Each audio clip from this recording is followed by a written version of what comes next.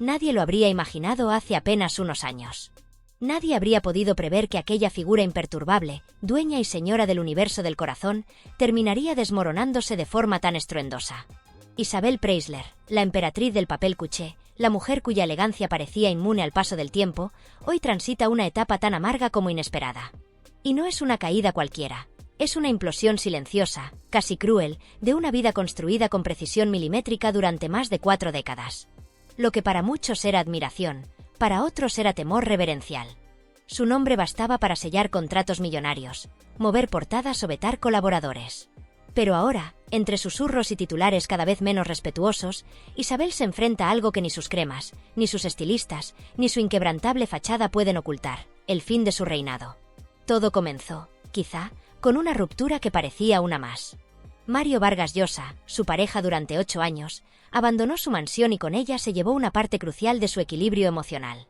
Isabel, fiel a su estilo, apareció en televisión días después, calmada, impasible, alegando que el escritor peruano ya no ocupaba ningún lugar en su vida emocional. Pero algo no cuadraba. Su discurso sonaba más a guión que a confesión. Más a defensa desesperada que a sinceridad. Y ahí fue cuando la periodista Pilar Eyre comenzó a atar cabos, a levantar alfombras y a confirmar lo que muchos ya sospechaban: que Isabel había intentado maquillar aquella separación con una historia falsa, plagada de celos inventados y confidencias filtradas a propósito para proteger su orgullo herido. Según Eyre, la ruptura no fue como Isabel la contó. No fue ella quien decidió, no fue ella quien puso fin. Fue Vargas Llosa quien se hartó. Y ese detalle, tan simple como demoledor, fue el verdadero terremoto. Porque Isabel nunca había sido abandonada. Nunca. Ni Julio Iglesias, ni Carlos Falcó, ni siquiera Miguel Boyer, el hombre con quien compartió los últimos años de su madurez más serena, se atrevieron a dejarla. Ella marcaba los tiempos. Ella decidía. Ella controlaba. Hasta que un Nobel, con más experiencia y menos miedo, rompió la regla y le dijo adiós. Y eso, para Isabel, no fue una herida. Fue una fractura total. Una grieta que ni el maquillaje más caro logró disimular. El golpe no fue solo emocional. Fue simbólico. El escritor no solo dejó su casa, también desactivó, sin querer, el núcleo del mito. A partir de entonces, los cimientos comenzaron a resquebrajarse. Y lo hicieron todos a la vez. Como si la figura de Isabel hubiera sido sostenida durante años por columnas decorativas que ahora caían, una por una. El imperio cosmético que llevaba su nombre, ese proyecto que prometía juventud en frascos de cristal, se desplomó sin remedio. Las ventas cayeron en picado. Se filtró que una de sus líneas apenas había recaudado 600 euros. Una cifra tan ridícula que nadie en su círculo se atrevía a pronunciarla. Pero más humillante fue descubrir que, en la intimidad, Isabel ya no usaba sus propios productos, sino cremas comunes de farmacia, aquellas que cualquier señora de barrio podría encontrar por menos de 10 euros. Y mientras la marca se hundía, Tamara Falcó, su hija, florecía. Con una naturalidad inesperada, con una frescura que contrastaba con la rigidez glamurosa de su madre, Tamara conquistaba titulares y programas. Pero lo que más dolía a Isabel no era el ascenso de su hija, sino la figura que la acompañaba: Íñigo Onieva, el yerno impensable, el rostro que jamás habría aprobado. Según cuentan, la sola presencia de Íñigo en la mansión de Puerta de Hierro provoca incomodidades, silencios, miradas cortantes. Isabel no lo soporta. No por lo que es, sino por lo que representa. El símbolo del relevo, la prueba viviente de que ha perdido el control incluso dentro de su propia casa. Pilar Eyre asegura que Isabel ve a su hija como una marioneta mediática, manipulada por un hombre que ha sabido entender el juego de las cámaras mejor que muchos veteranos del cotilleo. Y lo peor es que ha funcionado. Tamara e Íñigo son la nueva pareja dorada del corazón. Cada aparición, cada imagen, cada post, se convierte en contenido viral. Mientras tanto, Isabel observa desde la sombra, desde una soledad cada vez más fría, más incómoda. Y si la descomposición personal y familiar no fuera suficiente, los medios tampoco le dan tregua.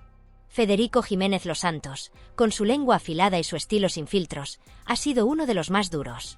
No solo ha criticado su incapacidad para aceptar el rechazo de Vargas Llosa, sino que la ha retratado como una mujer atrapada en su propio ego. Nunca pudo soportar que la dejaran, afirmó en una de sus emisiones, dejando entrever que Isabel jamás ha convivido con el fracaso, ni en lo sentimental ni en lo social. Para Federico, la vanidad ha sido su condena. Una vanidad que hoy se le vuelve en contra, convirtiéndola en prisionera de un personaje que ya no controla. Las críticas también han alcanzado su intento de resucitar la imagen pública con un documental producido por Disney. Una pieza que, en lugar de acercarla al público, la alejó aún más.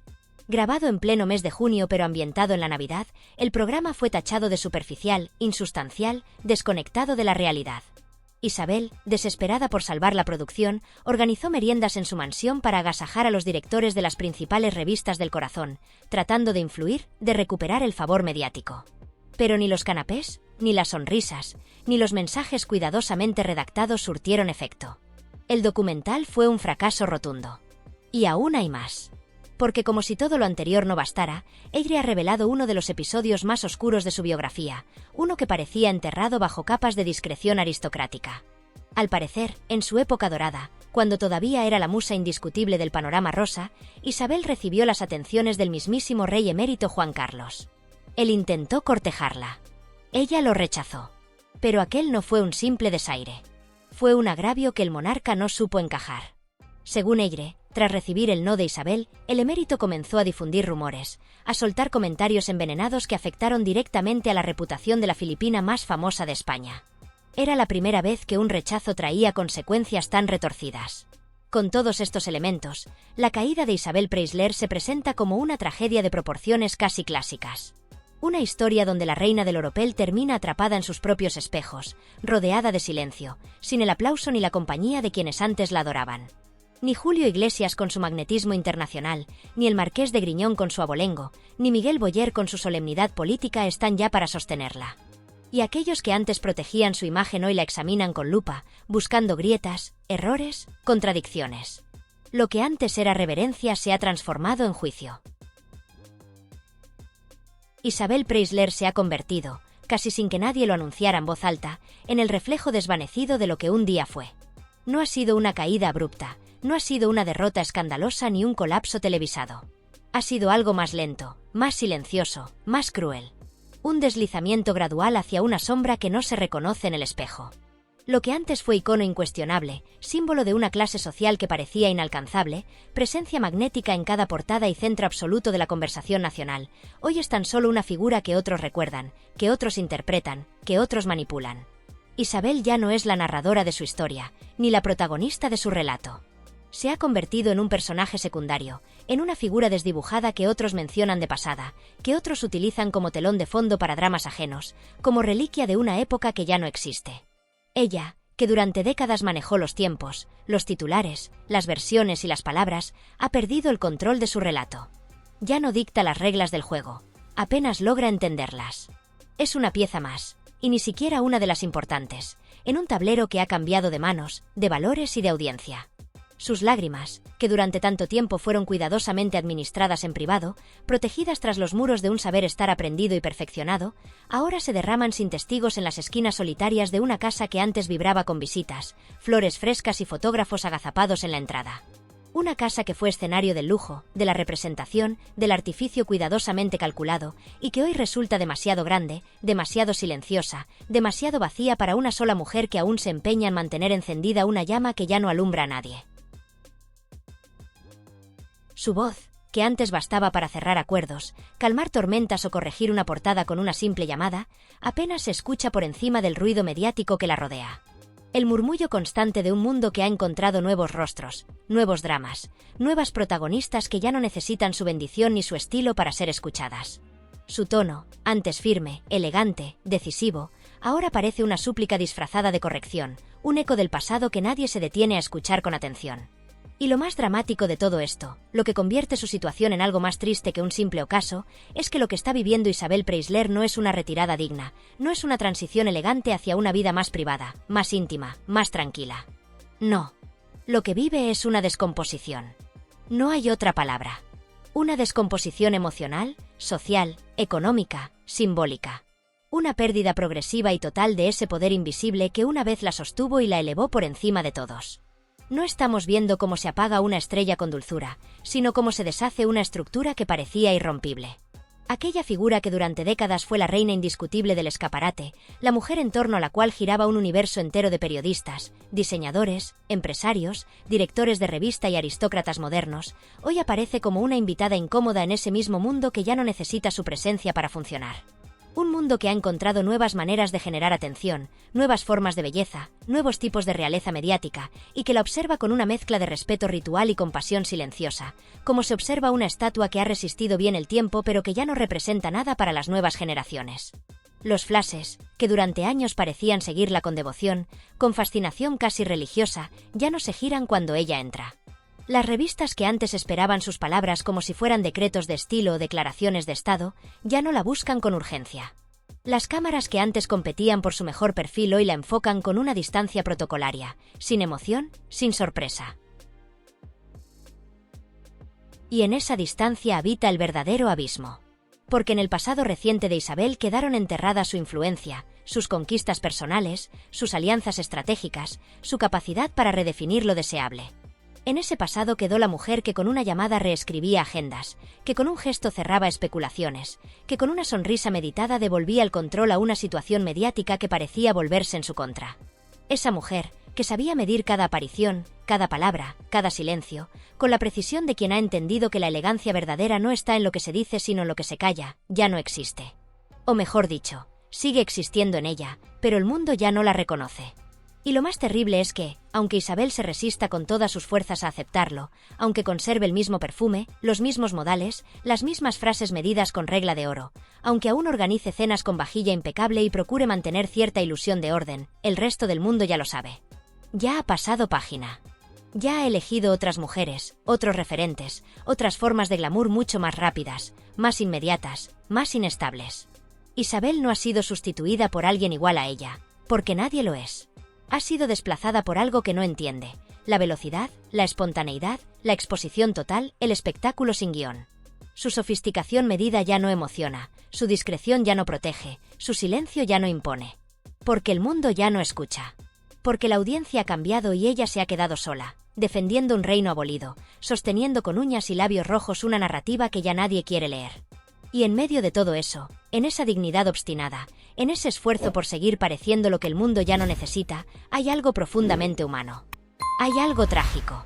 Porque detrás del mármol y las orquídeas, detrás de las entrevistas pautadas y los peinados perfectos, hay una mujer que envejece. Una mujer que ha vivido como pocas, pero que hoy camina por los pasillos de su propio mito con la conciencia dolorosa de que todo eso, las luces, las cámaras, los pactos, los contratos, los gestos estudiados, los titulares, ya no tiene el mismo efecto. Ni en los demás, ni en ella misma. Isabel Preisler se ha convertido en algo que jamás pensó que sería. Una silueta del pasado, una figura desdibujada por el tiempo y por el desinterés generalizado de un mundo que, hasta hace muy poco, la miraba como si fuese una diosa doméstica, una emperatriz sin corona pero con más poder que cualquier reina consorte. Lo que antes era presencia imponente, ahora es ausencia resonante. Lo que antes era estrategia precisa, ahora es desconcierto. Ya no está en el centro del relato, ni tampoco en sus márgenes. Se ha convertido en un recuerdo que a veces alguien menciona con un suspiro, pero sin urgencia. Ya no marca el ritmo de los gestos sociales ni dicta los códigos del refinamiento. Es una figura de museo a la que se respeta, sí, pero que ya no se consulta. Porque el tiempo le ha dado la espalda. Y cuando el tiempo deja de mirar hacia alguien, todo lo demás se desvanece. Ya no es ella quien controla la narrativa. Ya no es la arquitecta silenciosa de su propia leyenda. Ahora es un personaje que los demás narran, como si perteneciera a una historia ajena. Isabel ha pasado de tener el control absoluto de su imagen a ser interpretada, manipulada, expuesta sin pedir su consentimiento. Ella, que siempre supo cuándo hablar y cuándo callar, cuándo mostrarse y cuándo desaparecer, ahora se ve atrapada en el ruido que no controla, en la exposición que no busca, en las versiones que no comparte. Ha dejado de ser autora de su historia para convertirse en material de archivo. Y eso, para alguien que durante décadas fue sinónimo de cálculo, de discreción y de poder blando, es devastador. Porque el poder no se pierde de golpe, se diluye. Y en su caso, se ha diluido como una tinta antigua en un papel mojado. Su casa, ese santuario del estilo y la pulcritud, ese escenario que siempre fue más que un hogar, ahora resuena con un eco frío, distante. Las paredes siguen siendo las mismas, los muebles siguen perfectamente alineados, los jarrones continúan exhibiendo flores frescas cada mañana. Pero todo eso ya no brilla. Porque lo que brillaba no era el mármol, ni la plata, ni los perfumes franceses. Lo que brillaba era ella. Y ahora ella, aunque se esfuerza por seguir caminando con la misma gracia, lo hace sola, en silencio, con un vacío que pesa más que cualquier escándalo. Sus lágrimas, que antes eran cuidadosamente ocultadas, incluso para sus hijos, ahora se derraman sin testigos, en habitaciones que fueron testigos de celebraciones, de secretos compartidos, de cenas donde el poder se servía entre platos de porcelana. Y ese llanto es distinto. Es el llanto de quien sabe que ya no hay nadie esperando al otro lado de la puerta. Su voz, tan característica, tan reconocida, tan eficaz en los pasillos del poder mediático, ya no conmueve a nadie. Ya no cambia portadas. Ya no impone silencios. Ya no interesa. Y no porque haya cambiado su forma de hablar, sino porque ha cambiado la forma en que el mundo escucha. Ya no se buscan voces pausadas, elegantes, con matices. Se buscan gritos, estridencias, declaraciones viscerales. El nuevo ecosistema mediático no tiene espacio para su cadencia contenida. Es como si hablara en otro idioma. Y no hay traductores disponibles. Todo su saber, todo su capital simbólico, todo ese arte que ella manejaba con la precisión de una pianista experta, ha quedado obsoleto. Ya no hay pentagrama donde colocar sus notas. Y sin música, la orquesta no se levanta. Y sin orquesta, no hay ceremonia. Pero lo que atraviesa Isabel Preisler no es un simple descenso natural. No es una decadencia estética o emocional esperable con los años. Es una descomposición absoluta, casi dolorosa de ver. Ha perdido no solo su lugar en el firmamento del papel cuché, sino su lugar en el imaginario de un país que la convirtió en referente sin saber muy bien por qué. Su caída no es ruidosa, es más cruel aún, es silenciosa. Una caída que nadie celebra, pero que todos entienden como inevitable. Lo que antes era influencia se ha transformado en irrelevancia. Lo que antes era magnetismo es hoy apenas una costumbre que nadie recuerda practicar. Ha perdido poder, sí. Pero lo más grave es que ha perdido necesidad. Ya no es necesaria. Y ese es el golpe más feroz para alguien que fue indispensable durante tanto tiempo. Las cámaras ya no la buscan. Y no porque hayan desaparecido, ni porque se hayan roto, ni porque el mundo haya dejado de girar en torno a la imagen. Al contrario. Las cámaras siguen ahí, más voraces que nunca, hambrientas de rostros nuevos, de carne fresca, de escándalos improvisados y poses efímeras. Pero ya no giran sobre su eje cuando ella aparece. Ya no se tensan los brazos de los fotógrafos en cuanto su silueta asoma. Ya no hay empujones por el mejor ángulo, ni codazos de redactores para estar más cerca de su voz. La atmósfera que antes se electrificaba con su sola presencia, hoy permanece inmóvil. Silenciosa. Como si alguien hubiese bajado el volumen de su existencia sin previo aviso. Como si el mundo le hubiera retirado el foco con la misma elegancia con la que un camarero retira una copa vacía de una mesa que ya nadie ocupa. Los periodistas, que antaño esperaban pacientemente las puertas de su casa, tomando notas mentales de cada detalle, del vestido, del peinado, del gesto, ya no la cortejan. Las exclusivas que antes se disputaban como piezas de oro hoy ya no se piden, ni siquiera se imaginan. Su palabra, que durante décadas tuvo el peso de una sentencia y el valor de un diamante editorial, hoy flota sin dirección, como una hoja caída en un estanque sin olas. Isabel, la musa del rumor elegante, la emperatriz del cotilleo refinado, la mujer que convirtió el misterio en una marca personal, ha sido desplazada por una nueva estirpe de personajes sin misterio, sin contención, sin historia. La prensa ya no la espera. Ya no la necesita para cerrar las ediciones. Las portadas que antes se detenían a contemplarla ahora pasan de largo. A lo sumo, le conceden una columna perdida entre otras notas, una imagen de archivo reutilizada, un titular condescendiente que no dice nada, pero que simula respeto. Y en esa simulación se esconde el peor de los desprecios, el de la indiferencia disfrazada de cortesía. Porque ya no es el motor del glamour. Es apenas una estampa antigua de lo que fue el glamour cuando significaba algo más que enseñar la ropa interior en una alfombra roja. Isabel representaba otra época, otro lenguaje. El de la sugerencia en lugar de la exposición. El del gesto en lugar del grito. El de la distinción sin necesidad de marcas visibles. Era la elegancia en estado puro, esa que no se compra ni se fabrica, sino que se habita con naturalidad. Pero el mundo ha cambiado, y con él, los códigos del deseo. Lo que antes seducía ahora aburre. Lo que antes era símbolo, hoy es obstáculo. Ya no impone temas. Ya no genera conversación. Ya no inspira titulares. Es, si acaso, una referencia nostálgica para quienes aún recuerdan lo que era tener clase sin necesidad de decirlo. Y esa nostalgia es lo único que la mantiene flotando, como una reliquia que nadie se atreve a tirar, pero que ya no se consulta. En el mejor de los casos, su presencia se acepta con cierto aire ceremonial, como si fuera una figura institucional sin función real. Una mención honorífica que se pronuncia con voz baja, como cuando alguien recuerda a una antigua reina depuesta.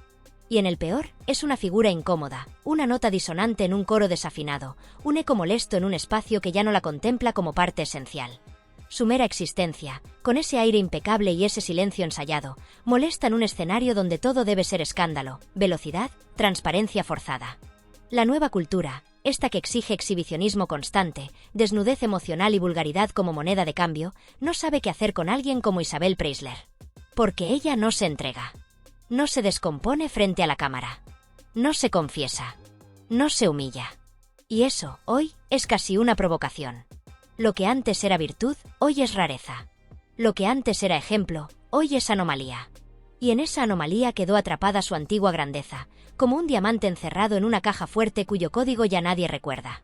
En esa esquina oscura del tiempo permanece la Isabel que hacía temblar a los jefes de redacción con una llamada, que decidía el rumbo de la prensa rosa con una sonrisa contenida. Esa mujer que cerraba acuerdos sin levantar la voz, que sabía decir no sin romper la armonía, que dominaba el arte de estar sin sobreexponerse. Esa Isabel que no necesitaba alzar la voz porque el mundo se inclinaba para escucharla. Esa que seducía sin hablar, que influía sin tocar, que imponía sin forzar. Esa que era elegancia, poder y misterio en una sola mirada. Esa Isabel ya no está. Se ha ido sin anunciar su retirada, como una diva que prefiere salir por la puerta trasera antes que soportar el aplauso tibio del desinterés. Y lo más inquietante es que, pese a su ausencia simbólica, su imagen sigue presente. Sigue apareciendo en algunas fotos, en algunos perfiles, en algunas entrevistas cuidadosamente controladas. Y aún conserva, al menos exteriormente, esa luz de porcelana que la hacía parecer más estatua que mujer. Su piel, aún tersa. Su porte, aún erguido. Su voz, aún templada. Pero todo lo que hacía de ella un mito ha dejado de operar en el mundo real. Es como un software de otra era que ya no corre en los sistemas actuales. Ella aún no lo ha aceptado del todo. Se resiste a entender que su forma de estar ya no encaja. Pero el resto del mundo lo sabe. Lo ha asumido sin dramas, sin ceremonias, como se asumen las cosas inevitables, con frialdad. Y esa brecha entre lo que ella cree ser y lo que el mundo ya no ve en ella es la herida más profunda. Porque vivir creyendo que el reflejo sigue intacto cuando el espejo ya no devuelve nada, es el colmo del desamparo. Puede seguir cenando a solas en sus jardines, esos jardines que antes eran testigos de tertulias selectas, de conversaciones estratégicas, de brindis cómplices. Puede seguir recibiendo flores de cortesía, firmadas por marcas que aún creen que su nombre sirve de algo. Puede seguir dando entrevistas maquilladas, donde se repiten las mismas frases, los mismos silencios, las mismas anécdotas pulidas hasta la irrealidad. Puede seguir corrigiendo el ángulo de los cuadros, ajustando el volumen de la música clásica, vigilando el orden de las servilletas. Pero ya nada de eso tiene el peso que tuvo. El mundo gira en otra dirección. Y el nuevo poder no reconoce sus códigos. El nuevo poder es grosero, veloz, impaciente. Se nutre del escándalo, del fracaso público, del grito sin filtro. Isabel no sabe moverse en ese lodo. Ni quiere. Y esa negativa, que antes era su mayor virtud, hoy es su condena. Porque el silencio, en esta época, es sospechoso. Y la elegancia, sin grito, es invisible. Su figura se ha convertido en una especie de resistencia inútil. En una postura bella, pero vencida. En un poema recitado en una discoteca. En una flor perfecta plantada en un descampado. Y nadie cultiva flores que no producen ruido. Nadie cuida belleza que no rinde clics. Nadie venera símbolos que no generan escándalos. Isabel es un ideal que ya no encuentra cuerpo. Un estilo que ya no encuentra forma. Una estética que ya no encuentra sentido. Es la última representante de una especie extinguida. Y lo más trágico de todo es que ella sigue ahí, respirando con esa calma estudiada, con esa serenidad que antes intimidaba, con esa templanza que ahora nadie valora. Aguantando con la entereza de quien ha sido muchas cosas y no sabe cómo dejar de serlo sin desaparecer por completo. Su luz, aunque persista en lo superficial, ya no guía a nadie. Es apenas un destello residual, un reflejo que no ilumina. Una vela encendida en una habitación donde ya no hay fiesta, ni invitados, ni conversación. Una llama temblorosa que resiste más por costumbre que por fe. Donde ya no queda música. Donde no hay aplausos. Donde el eco de su nombre suena como un secreto incómodo que nadie se atreve a pronunciar en voz alta. Porque admitirlo sería enfrentar una verdad insoportable. que incluso los mitos más hermosos, si no hacen ruido, terminan siendo olvidados.